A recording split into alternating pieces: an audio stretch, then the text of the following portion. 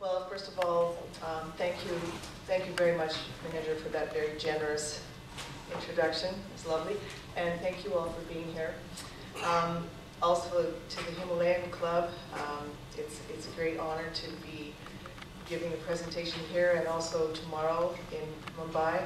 And the other thing that happened to me a couple of years ago, I got a kind of a surprise email.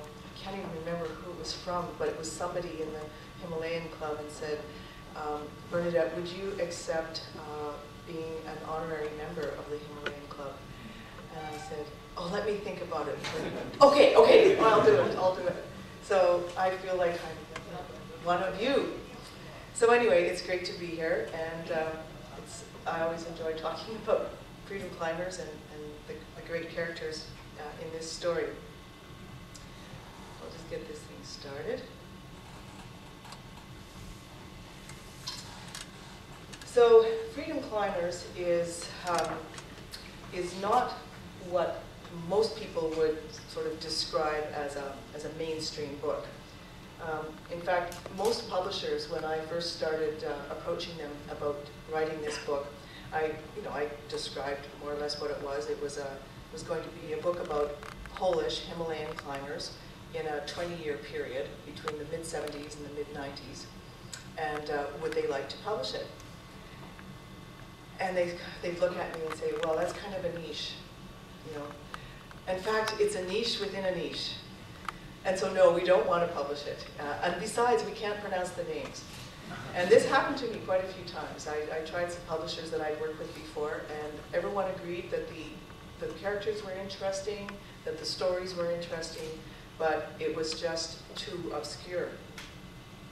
But I persevered because I was very interested in the stories, but I think more importantly, I was interested in the characters.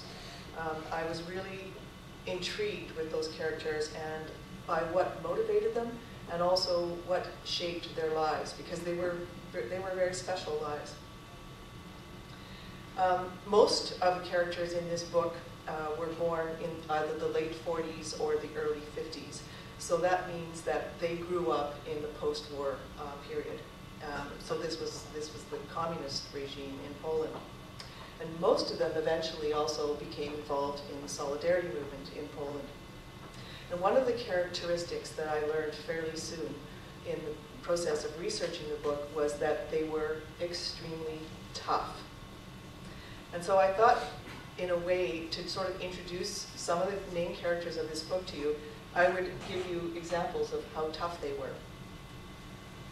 So the first one that I'll talk about and introduce is Jerzy Kukushka, and most of his friends called him Yurik, and that's what I call him as well in the book. Yurik was his nickname, and that's what everybody knew him as. So Kukushka is probably the most famous Polish climber, and there are all kinds of reasons for that, but one of them certainly was that he was in a kind of a race with Messner. I mean, sometimes they said yes, sometimes they said no, but they were both kind of neck and neck, trying to be the first person to climb all 14 of the 8,000-meter peaks.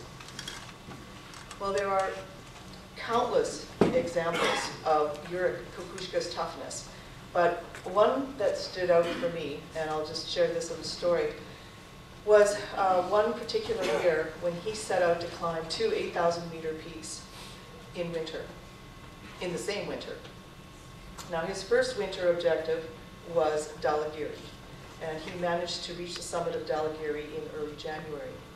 But it wasn't exactly an easy ascent, and as a result of his efforts, he managed to spend 3 nights out in open-air bivouacs in the winter.